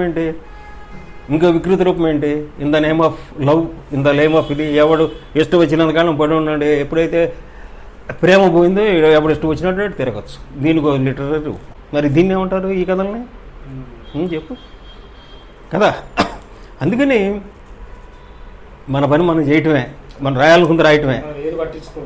మనకు మనం సిన్సియర్గా ఉన్నావా లేదా? చాలామంది అంటారు మిత్రులు, నువ్వేమన్నా నువ్వు ఏది కావాలంటే అది రాసుకున్నావు హ్యాపీగా, ఏం చెప్పాలండి నువ్వు చక్కగా ఎస్టిక్స్ రాసుకున్నావు, నీకు పెద్ద చిత్రకాలు ఉండండి. అరే నువ్వు ఏడిపిస్తావన్నా, నేను నవలతో ఏడుపు వచ్చింది మాకు, నేను రాయలేము. రాయగలరు, రాస్తారు, దే ఆర్ వెరీ టాలెంటెడ్, కానీ రాయరు. అది నేను. సార్ మీ నేపథ్యం తీసుకుంటేనేమో కమ్యూనిస్ట్ నేపథ్యం, మీరు రాసిన సామాజిక అంశాలు కూడా రాశారు, అంటే కమ్యూనిజాన్ని టచ్ చేస్తూ కూడా కమర్షియల్ కూడా రాశారు. తక్కువ కమర్షియల్లో నేను కమర్షియల్ ధోరణికి, సీరియస్నెస్కి ఇక్కడ కొన్ని తీసుకోవాలి మనం. రీడబిలిటీ, ఈ కమర్షియల్ నవల అయినా సామాజిక సమస్యలు ఉంటాయి, సామాన్య పాఠకులు చదివేటట్టు ఉండాలి, రీడబిలిటీ అంతవరకు దాన్ని తీసుకోవాలి. కమర్షియల్ రచనలో ఉన్నటువంటి ఆ శైలిని, శిల్పాన్ని తీసుకోవాలి మనం. మనకంటూ ఒకటి ఏర్పరచుకోవాలి. మనం మొదలు పెట్టగానే చదివించాలి, వారం చిన్న ట్విస్ట్ ఇవ్వాలి. ఏదైతే ఇది ఆ పాఠకుల అభిరుచులు ఎట్టున్నాయి, వాళ్ళు ఎక్కడున్నారు. ఒకప్పుడు మేము అసలు ఏమీ ఆలోచించుకుంటే చాలా క్యాజువల్గా మొదలుపెట్టేవాడు నవలు. ఇప్పుడు తర్వాత ఇక్కడికి వచ్చి ఇవన్నీ పనిచేసినాక, టీవీలో పనిచేసినాక ఇది కూడా పెరుగుద్ది. టీవీలు కానీ సినిమాల్లో పనిచేసినాక నీ రచన రూపంలో కూడా మార్పు వచ్చింది. నీకు తెలుసు ఎక్కడ ఏది కట్ చేయాలి, ఎక్కడ ఎంతవరకు ఇచ్చేయాలి, అయితే మనకు తెలిసిపోద్ది. ఎందుకంటే అక్కడ ఒక 24 ఎందుకంటే ఇదేమో నియంతృత్వం. మనం ఒక మాట, ఒక వర్డ్ మార్చినా ఒప్పుకోం, కానీ టీవీల్లో సినిమాల్లో అడ్డంగా తీసేస్తారు, చేసి మాకు వేరే వెర్షన్ రాస్తే ఉంటాడు, లేకపోతే వెళ్ళిపోతాడు. సో మనకు అక్కడ ఒక డెమోక్రసీ అనేది అక్కడ ఉంటుంది. అక్కడి నుంచి ఎదిగొచ్చాం అనుకో. ఇంకోటి సార్, ఇప్పుడు టీవీ సీరియల్స్ కానీ సినిమాలు కానీ, ఇప్పుడు నవల్స్, ఈ పుస్తకాలు రాయడంలో పోతే ఏమైనా బుక్ రైటరు సినిమాలకు పనికిరాడు అనేది ఒకటి ఉంది. అసలు ఆ పుకారు ఉంది, అది మీరేమైనా ఎదుర్కొన్నారు? అది బుక్ రైటర్ అంటారు, నవల్స్ రాసింటారు, ఈయన ఇటు రాలేదు. అదే ఒకప్పుడు మరి అద్దనపూడి సులోచన గారి నవలన్నీ సినిమాలు అయినాయి కదా, ఎండమూరి గారు అయినాయి కదా, మల్లాది గారు అయినాయి కదా, అసలు పూర్తిగా అట్టాగే కొమ్మనాపల్లి అయినాయి, ఇంకా చాలా మంది అయినాయి. మరి అప్పుడు అది వర్తించదా సిద్ధాంతం? అక్కడ ఒకటి, అసలు నాటకాలు రాసేవాడే డ్రామా రాస్తాడని కొంతమందికి ఉంది. నాటకం రాసేవాడికి డ్రామా తెలుసు, ఎమోషన్ తెలుసు, ఇది నవల్లో కథలు రాసేవాడు తెలియదు. అట్లాంటి వాళ్ళు వచ్చి టీవీలో ఫెయిల్ అయ్యి వెళ్ళిపోయారు చాలామంది. స్టేజ్ వరకు ఓకే, అది ఈ అన్నిటినీ అబ్జర్వ్ చేస్తే ఎక్కడైనా సక్సెస్ కావచ్చు. ఇప్పుడు ఇది ఉందండి, స్లమ్ డాగ్ మిలియనర్ నవల ఆధారమేగా. ఇప్పుడు చాలా నవల ఆధారంగా వస్తున్నాయిగా. మన తెలుగులో తీసేయండి, ఎక్కడైనా తెలుగులో కూడా వస్తున్నాయిగా. అంటే ఏంటి, అక్కడ కాళ్ళగా ఆ అభిరుచి ఉండాలి. ఆ అభిరుచి నా దగ్గర ఉన్నాయి. 1 కోటి రూపాయల నుంచి 50 కోట్ల దాకా ఏ కథలు ఉన్నాయి. నేను అలా చెప్పను అనుకో, నా నవలనే రాసుకున్నాను నేను. అయ్యి నీకు ఉండాలి, టేస్ట్ ఉండాలి, నీకు ఉండాలి, చేయాలి. ఏంటంటే అక్కడ ఇప్పుడు ఏంటంటే ఇదివరకు కథ రాసేవాళ్ళు వేరు ఉండేవాళ్ళు అబ్బా. ఇప్పుడు డైరెక్టర్లు అన్నీ రాసుకుంటున్నారు. అదొక ఇదైపోయింది వాళ్ళు ఉన్న దీంట్లో. ఇప్పుడు మనం వెళ్ళి ఎవరికో చెప్పి వాళ్ళు ఏంటి వెళ్తారు, హీరోని ఒప్పించుకుంటారు, ప్రొడ్యూస్ చేసి మనం వెళ్ళి ఇంత తిప్పలు పడాలంటే కుర్రాళ్ళుగా చేయగలం, కానీ ఈ వయసులో మనం చేయలేము. అంతేగాని నవళ్ళకి రాయడానికి, కథ రాయడానికి దానికి ఏమాత్రం సంబంధం లేదు. ఎవరైనా కథలు రాసేవాళ్ళు బ్రహ్మాండంగా రాస్తున్న వాళ్ళు ఉన్నారు. మీరు ఇన్ని కథలు రాసి నవలు రాసారు కదా సార్, మీకు ది బెస్ట్ అనిపించింది ఏది? కథ కానీ ఒక నవల కానీ ఏది చెప్తారు? అట్లా అడిగి ఒక నవలగా అది ఎప్పుడు కూడా నీకు ఏ బిడ్డ ఇష్టం అంటే ఏం చెప్తాం? ఒకటి ఏది మనకు ఉన్న పిల్లల్లో ఎవరు కొంచెం వీక్గా ఉంటే వాళ్ళ పట్ల సహజంగా తల్లిదండ్రులకి ఆ కుటుంబంలో కొంచెం బలహీనంగా ఉండి ఆర్థికంగా కానీ శారీరకంగా ఎక్కువ శ్రద్ధ చూపిస్తారు జనరల్గా. ఇప్పుడు ఈ నవలలు ఉన్నాయి అబ్బా. నాకు మొన్నటిదాకా నాకు మేకింగ్ ఆఫ్ రైటర్ ఇష్టం, అంతకుముందు విపరీత వ్యక్తులు ఇష్టం, అంతకుముందు ఇది అహానికి రంగు ఉండదు ఇష్టం, కొన్ని బాలలను ఏది ఇష్టం లేకుండా రాయము. ఎప్పుడన్నా అరుదైన సందర్భాల్లో కొన్ని క్యాజువల్గా, ఎందుకంటే నాకు ఎందుకు అనిపిస్తుంది మనం స్వేచ్ఛగా రాయట్లేదు. స్వేచ్ఛగా రాయటం అంటే ఏ ఇది లేకుండా రాయాలి. నేను రాస్తే నాకు 100 రూపాయలు వస్తే 150 వస్తే దాన్ని తీసుకుని ఖర్చు పెట్టాలి. నాకు ఆ స్వార్థం ఉంది కదా అనిపిస్తుంది. రచయితని పిలుచుకోవాలంటే కొంచెం సిగ్గుపడతాను నేను. ఎందుకంటే నేను డబ్బుల కోసం రాస్తున్నా కదా. ఆ 100 కోసమే కావచ్చు, 50 కోసమే కావచ్చు, బహుమతి కోసమే కావచ్చు, రాస్తున్నాం కదా. అయితే నేను జాగృతి దగ్గర నుంచి, మన సీరియస్ పత్రిక దగ్గర నుంచి, స్వాతి దగ్గర నుంచి అన్నీ రాశా కదా. నేను ఎప్పుడు నా భావనలో రాసే సోదరా. జాగృతి కథ రాయాల నేను. నేనేమైతే ఫీల్ అయ్యానో నా దీంట్లోనే రాశా. నా అదృష్టం ఏంటంటే వాళ్ళు అంగీకరించారు. అక్కడ వచ్చే న్యాయ నిర్ణేతలు దాన్ని అంగీకరించారు, యాక్సెప్ట్ చేశారు. అది అట్ట దొరకాలి అందరికీ. ఎవరొకళ్ళు ఆ టయానికి దొరుకుతుంటారు. యాక్సిడెంట్ బహుమతి అంటే పెద్ద ఇదేం కాదు యాక్సిడెంట్. నువ్వు దేవుడు ఉన్నాడని గొప్ప బాగా రాసి ఒక నాస్తికుడు జడ్జికుంటాడు ఎవడు లేడు. ఒక నాస్తికత్వం గురించి గొప్పగా రాసావు, దేవుడు ఉన్నాడు పొరపాటు కూడా ఇవ్వడు. అలా కలవటం యాక్సిడెంట్, నీ భావాలతో కలవటం యాక్సిడెంట్. అది మన ప్రతిభ అనుకున్నాం అనుకోండి, ఫినిష్. రచయితగా ఇదంతా మన ప్రతిభ అంటే ఫినిష్.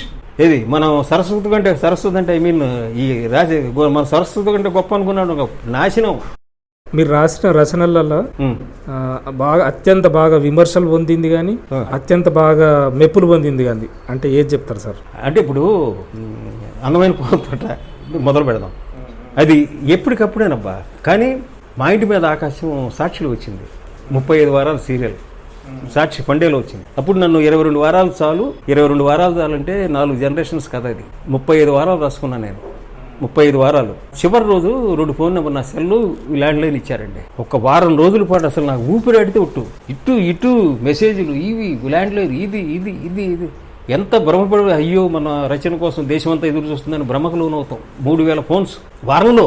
తర్వాత అప్పుడప్పుడు వచ్చి అయిపోయిన వెంటనే నేను ఏదో హైదరాబాద్ వస్తున్నా, పంచకోటి నుంచి మొదలైన నీ ఫుడ్ లేదు ఏం లేదు, కొడతానే ఉన్నారు ఫోన్లు అటు ఇటు. అది ఫస్ట్ బాగా హయ్యెస్ట్, బాగా మా ఇంటి మీద ఆకాశానికి వచ్చిన.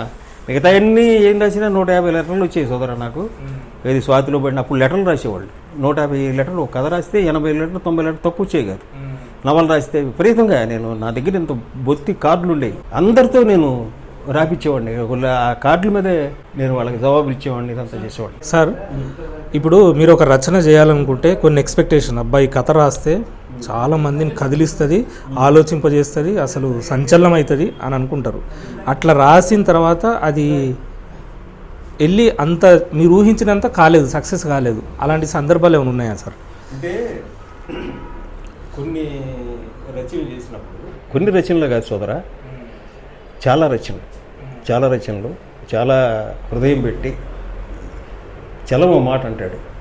నువ్వు హృదయం పెట్టి రాసే రచనలకు పోస్ట్ ఖర్చులు దండగా అన్నాడు.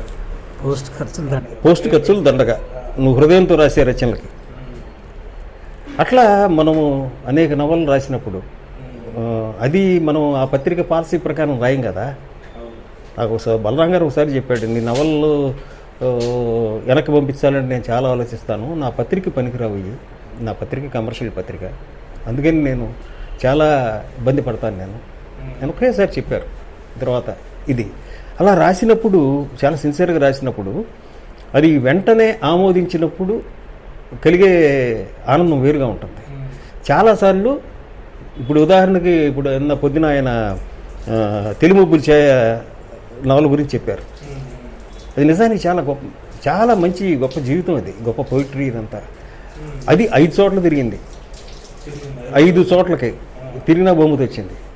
5 చోట్లకి అన్నీ. దాని మీద పెద్ద గొడవలు కూడా ఉన్నాయి. ఎడిటర్ గారితో గొడవపడ్డా నేను అభిమానించే ఎడిటర్ గారితో. నీ ఇష్టం వచ్చినట్టు రాస్తావా, అది నవల వద్దా అన్నాడు ఆయన. మరి అన్నప్పుడు బాధపడ్డాం, ఎందుకు అట్లా అంటున్నారు, నేను ఇది ప్రజలకు వ్యతిరేకమైతే నేను ఉపసంహరించుకుంటానన్నా. దాని బహుమతి వచ్చినప్పుడు ఆయన లేడు, చనిపోయాడు. అంతకుముందు ఆయన ఒక నవల తిరిగి వెనక్కి పంపిస్తే, అది స్వాతి పంపిస్తే నాకు అనిల్ అవార్డు వచ్చింది. దేవుడు ఏడ్చాడు ఆ నవల పేరు, 30 ఏళ్ల క్రితం ఉంది. ఇప్పటికీ అది ఎప్పుడు బాబరీ మసీద్ కూర్చున్నప్పుడు రాసిన నవల. ఏది వాళ్ళకి ఇది చూస్తే అది ఆనందించి, అది వచ్చినప్పుడు కలిగే ఆనందం వేరు సోదరా. ఏది అది లేదు అప్పుడు అన్ని అవార్డులు లేవు కదా అబ్బాయి. మామూలుగా పంపిస్తే వెనక్కి పంపించినాక దాని పేరు కూడా ఆయనే పెట్టాడు. ఒక్కోసారి మనకు అద్భుతమైన ఈటలు దొరుకుతారండి. నేను వర్షం కురవని రాత్రిని పెడితే దేవుడు ఏడ్చాడు. అసలు ఒక రచయిత్రి అయితే మన ఎద్దనపూడి గారి చెల్లెలు, నేను దేవుడు నవ్వేట రాశాను, అన్ని రాశాను, దేవుడు ఏడ్చాడు రాయలేదు. అమ్మా నా టైటిల్ నాది కాదు, బలరాం గారిది. ఎవరు బలరాం గారు పెట్టింది. దేవుడు ఏడ్చాడు. దేవుడు అనేవాడు ఉంటే ఏడుస్తాడని, అట్లాంటి హృదయ విదారకంగా ఉంటుంది నవల. కళ్ళముండి బోర్డు రక్తం పడుద్ది. చదివినది ఆ నవల. అది చదివి ఒక ఆయన వచ్చింది నాతో పెద్ద డిస్కషను. నేను తెలంగాణ ఏలూరులో ఉన్నప్పుడు వచ్చింది. అరే ఇది వచ్చి చాలా తిడదామని వచ్చాను నేను. రాములారి గుడి ముందు జరిగేది ఇది.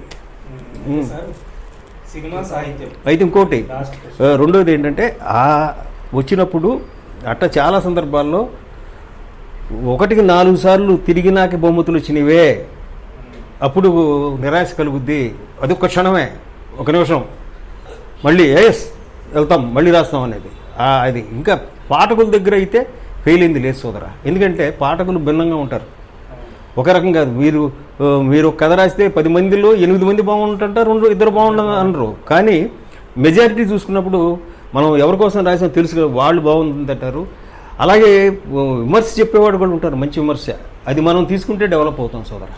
అట్లా నేను నేర్చుకునేవి ఉన్నాయి, బాధపడిన సందర్భాలు ఉన్నాయి. అదే సందర్భంలో అవన్నిటికీ గౌరవం వచ్చింది అబ్బా, అన్నిటికీ గౌరవం వచ్చింది. తాత్కాలిక తిరస్కారాలు ఇవన్నీ. అయితే సార్, సినిమా సాహిత్యం మన తెలుగులో అంటే వేరే లాంగ్వేజెస్లో హిందీ కానీ హాలీవుడ్ కానీ అక్కడ నవల్స్కి బాగా ప్రిఫరెన్స్ ఇచ్చి పిక్ చేస్తారు, అవి ఇట్లా తీసుకొని సినిమా చేస్తారు. మన తెలుగులో వచ్చేసరికి చాలా అరుదుగా జరుగుతుంటుంది నవల్స్ని తీసుకోవడం.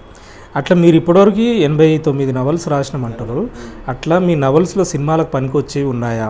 ఇప్పుడు సినిమా రంగం నవల్స్ వైపు, తెలుగు నవల్ల వైపు చూసే వీలుందంటారా? అది ఇప్పట్లో నేనంత మార్పు రాదను. అయితే ఒకటండి, ఇప్పుడు తెలంగాణకు సంబంధించి కొంత ఎక్స్పెరిమెంట్ మూవీస్ వస్తున్నాయి. తెలంగాణ మిత్రులందరూ ఈ మధ్య కొన్ని సినిమాలు తీస్తున్నారు, ఒక ప్రయత్నం జరుగుతుంది. కానీ వీళ్ళు గనక నవళ్ళు చదివి, నవళ్ళు ఇప్పుడు వస్తున్న నవళ్ళు లేదా కొన్ని పాత నవళ్ళు చదివితే డెఫినెట్గా మంచి సినిమా తయారవుతుంది. వీళ్ళు నవళ్ళు ఇంకా చూడాలి, నవరచయితను చూడాలి. నువ్వు కావాలంటే తర్వాత రేట్స్ తీసుకుని నువ్వు కూర్చోబెట్టి మార్పులు చేర్పులు స్క్రీన్ ప్లే లాగా ముగ్గురు కూర్చొని రాస్తారు కదా. అట్లాంటి అద్భుతమైన నవళ్ళు ఉన్నాయండి, లేవంటాం కాదు. మనం ఏంటంటే మన దృష్టి అదే, మన మలయాళం కానీ తమిళనాడు కానీ అద్భుతమైన ప్రయోగాలు చేస్తున్నారు, వెళ్ళి బ్రహ్మాండమైంది. మొన్న కూడా ది గోట్ లైఫ్ వచ్చింది కదా, ఈ గోట్ లైఫ్ కానీ అసలు అక్కడ సినిమాలు చూస్తుంటే పిచ్చెక్కిపోద్ది మనకి. చిన్న థ్రెడ్ జాలాలకి, ఆ మిగతాదంతా లైఫ్తో ముడిపడి ఉంటుంది. మనకేంది ఇక్కడంతా 100 కోట్లు 200 కోట్లు 500 కోట్లు కబ్బుల గురించే కదా ఇక్కడ డిస్కషను. చిన్న ఉంది అవకాశం. కానీ ఒక తరం తయారవుతుంది సైలెంట్గా.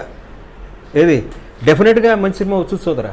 ఇప్పుడు బలగం ఉంది, సరే దాంట్లో ఉన్న ఇవన్నీ పక్కన పెట్టు, కొట్టిందిగా కొట్టినప్పుడు సార్ మన మిగతా సినిమా వాళ్ళు కూడా ఎందుకు మనం జీవితాన్ని ప్రతిబింబించలేకపోతే అవి చూడాలి. అంతే కమర్షియల్ చిన్న యాక్టర్లు అయిన ఏదో కమర్షియల్ పాయింట్ తీసుకుంటే ఆడవు సోదరా. ఏది ఇప్పుడు ఓటీటీ ఉంది, నువ్వు మంచి సినిమా తీస్తే నువ్వు సబ్టైటిల్స్ చేస్తే తీసుకుంటారు. అది సినిమా ఫెయిల్ అయినా తీసుకుంటారు. నీకు మంచి పేరు వస్తుంది, ఇది అన్ని భాషలో చూస్తారు. అందుకని మంచి నవలని తీసుకోవాలి. ఈ పరిణామం రానంతకాలం తెలుగు సినిమా ఎట్టా గడుస్తుంది, తీసుకోవాల్సిందే, తప్పదు. బ్రహ్మాండమైనవి ఉన్నాయి. సార్ మీరు ఒక సీనియర్ రచయితగా ఫ్యూచర్లో ఇప్పుడు రాబో యువ రచయితలు ఉన్నారు, చాలామంది రాస్తున్నారు కదా, వాళ్ళకి ఏం చెప్పాలంటే ఏం చెప్తారు? వస్తున్నారు సోదర, అసలు తెలుగు చదివేవాళ్ళు తక్కువైపోయి పత్రికలు లేని పరిస్థితుల్లో కూడా ఇప్పుడు కూడా రచయితలు తయారు కావటం అనేది చాలా అభ్యుదయకరమైన అంశం. ఏముందని వస్తారు, ఇక్కడ ఏం పెద్ద డబ్బులు ఉండవు, ఏం లేవు కదా, ఎవరు డబ్బులు ఇవ్వరు కదా, రెమ్యునరేషన్ లేదు కదా, ఏంటి అయితే ఏది ఇవన్నీ మీరు లైఫ్ని ప్రజల్లోకి వెళ్ళాలమ్మా, లైఫ్లోకి వెళ్ళాలి, చదవాలి, వాళ్ళ మనస్తత్వం, వాళ్ళ హ్యాబిట్స్, వాళ్ళ ఒక్కో ప్రవర్తన, డిక్షన్, వాళ్ళు మాట్లాడే తీరు ఒక్కోసారి పండిని అంటే ఎక్కడికో వెళ్ళిపోతారు కదా, ఒక డైలాగ్తో మారిపోతుంది కదా ఒక దీంట్లో. అట్లా అవి పట్టుకొని వీలైనంత ఎక్కువ చదవాలి, అందరినీ చదవాలి. రెండోది రచయితకి వినయం ఉండాలండి. ఫస్ట్ అండ్ బేస్ నీకు వినయం ఉంటే చక్కగా అన్నీ నేర్చుకుంటావు. వినయం, వాళ్ళు ఎట్ట రాసిన అన్ని. నువ్వు ధిక్కారంతో ఉన్నావు అనుకో, నువ్వు ధిక్కరించడం పెద్ద గొప్పతనం కాదండి. ఒకటి నిర్మించాలంటే సహనం కావాలి, ఇది కావాలి. ధిక్కారం అవసరమే రచనకి, ఏది ఎంతవరకు ఉండాలి అంతవరకు ఉండాలి. అందుకని అది తప్పక నేను 1-2 కథలు రాసి నాకు అవార్డులు రావాలి, ఒక పుస్తకం వేసి అవార్డులు రావాలి, లేకపోతే నేను పెద్ద ఇదైపోయానంటే కాదు. అది జీవితం అంత చిన్నది కాదు. వ్యాస్ట్ ఇన్ని 800-900 కోట్లు ఉన్న ప్రపంచంలో మనం ఎంత బాస్, మన ఇదెంత, మన అనుభవం ఎంత, చాలా చిన్నది కదా. అందుకని నువ్వు ఎంత నమ్రతగా ఉంటే ఇప్పుడు, లేకపోతే ఎక్కువ మాట్లాడేవు అనుకో సాహిత్యంలో కానీ దేంట్లో, వెంటనే వితిన్ 2-3 ఏళ్ళు, ఇదివరకు అయితే 40-50 ఏళ్ళ తర్వాత పక్కెళ్ళేవాళ్ళు, కన్ఫెస్ చేసుకునేవాళ్ళు. ఇప్పుడు 2-3 ఏళ్ళు కూడా అవసరం లేదు, 4 ఏళ్ళు 2-3 ఏళ్ళలోనే అయిపోద్ది. మనం చెప్పిన దానికి ఇక్కడ జీవితానికి చాలా తేడా వచ్చేస్తుంది. మనమే ఖండించుకుంటూ ఉంటాం చూసారా, ఆ పరిస్థితి వస్తుంది. ఎక్కువ మాట్లాడకూడదు. నువ్వు ఎంత బలంగా అయినా చెప్పచ్చు, ఎంత బలంగానే చెప్పాలి మన సమస్యల్ని, దీన్ని. కానీ ఎక్కువ మాట్లాడకూడదు. ఎక్కువ మాట్లాడితే దాన్ని మనమే జవాబు చెప్పుకోవాలి. ఆచరణ. ఇప్పుడు ఇంతమంది ఉన్నారు కదా, ఇన్ని కులాలు, ఇన్ని మతాలు, ఇన్ని ఉన్నాయి కదా, ఒక్కళ్ళే వెళ్ళి ఫైట్ చేసి యుద్ధం చేసి ఒక సమస్యను పరిష్కరించగలుగుతారా? అందరు కలవాలి కదా, అన్ని ప్రాంతాల కలవాలి కదా, అన్ని పేదలంతా బాధలు పడేవాళ్ళంతా కలవాలి కదా. ఇది చెప్పకుండా నువ్వు ఏది చెప్పినా అది విలువ లేదు, ఆచరణలో విలువ లేదు. ముక్కలు చీలిపోవటమే. మన కథ ఉంది కదా, ఒక పుల్ల అయితే ఇరుస్తాడు, 4 పుల్లలను గట్టికరిస్తే కుదరదు కదా. అన్నీ ఉన్నాయి, మన సాహిత్యంలో ఉన్నాయి. కాబట్టి ఎవరు ఏంటి, మన మార్గం ఏంటి, మనకు మించి లేదబ్బా. నువ్వు కథ, నేను చిన్న ఒక చెప్పి ఇది ముగిస్తా. ఒక అతను వచ్చేవాడు నా దగ్గరికి, వచ్చి రచనలు చూపించేవాడు. రచనలు చూపిస్తే, ఎకానమీ ఆఫ్ థాట్స్ అవసరం రా బాబు, నువ్వు తెలిసిందని ఒక దాంట్లో పెట్టేస్తున్నావు, దీన్ని జాగ్రత్తగా రాసురా అని మళ్ళీ 2 సార్లు వస్తే, రెండోసారి అంటే ఇంకా అట్లాగే ఉన్నావయ్యా, 3ఓసారి అట్లా ఉన్నాడు. 4ఓసారి వచ్చాడు, అతని కథ వచ్చేయింది, దానికి 10 రూపాయలు ఇచ్చారు. అప్పటి నుంచి వాడికి ఒక కథని 4 కథలు ఎట్టా చేయాలో వచ్చింది. అర్థమైందా? మనం తెలిసినన్ని చెప్పడం కదా, ఆ కథకి ఎంత అవసరమో, ఆ నవలకి ఎంత అవసరమో, ఏ పాయింట్లు అంతే చెప్పాలి. మనకు తెలిసిందంతా ఇక్కడ పెట్టేస్తాం, జ్ఞానం అంతా ఇక్కడ గుమ్మరిస్తూ ఉంటే ఎకానమీ ఆఫ్ థాట్స్ కావాలంటాడు. అందుకే చలం గారు కానీ పెద్దలంతా economy of thoughts, economy of words అంటారు. ఇవి అది ఎలా వస్తుంది? నీకు చెప్తే రాదు, నీ అనుభవం నీకు నేర్పుతుంది. నువ్వు నిరంతరం రాస్తే చెప్తే నేను 100 చెప్పచ్చు, నీకు అది పట్టదు. ఒక్కసారి కనుక నీ అనుభవంలోకి వచ్చిందనుకో, జీవితంలో మర్చిపో. అందుకని యువతరానికి అంతకంటే నేను చెప్పలేము. మనం మీ నుండి నేర్చుకోండి, పక్కన నుంచి నేర్చుకోండి. కొంచెం వినయంగా, హంబుల్గా ఉంటే ఎన్ని మన దగ్గరికి వస్తాయి. ధిక్కరిచ్చామనుకో అందరికీ దూరం అయిపోతాం. చాలా సంతోషం సార్, మా కాస్ట్ టీవీకి వచ్చి చాలా విషయాలు చెప్పారు. మీ ఎక్స్పీరియన్స్ని బట్టి, మీ పుస్తకాలు, మీ రచనలు అన్నీ అవపోసన తెచ్చి ఒక సారని చెప్పారు మాకు. చాలా ధన్యవాదాలు సార్. ధన్యవాదాలు. ముఖ్యంగా మా సోదర రచయిత మా అబ్దుల్లాబాయ్ వాళ్ళ అబ్బాయి కాస్ట్ టీవీ పెట్టడం, ఈ సందర్భం రావడం నాకు అందుకే ఆనందం అయ్యి, మేమందరం కలిసి రాసాము. మంచి విషయం ఉన్న వ్యక్తి, చాలా చాలా మంచి స్నేహితుడు, గుర్తుపెట్టుకుని. అట్లాగే నాకు గఫార్ కానీ మీరందరూ కూడా పరిచయం వెనకాల అబ్దుల్లాబాయ్ కూడా ఉన్నాడు. అందుకని చాలా సంతోషం. ఈ యూట్యూబ్ ఛానల్ విజయవంతం కావాలని కోరుకు. Thank you.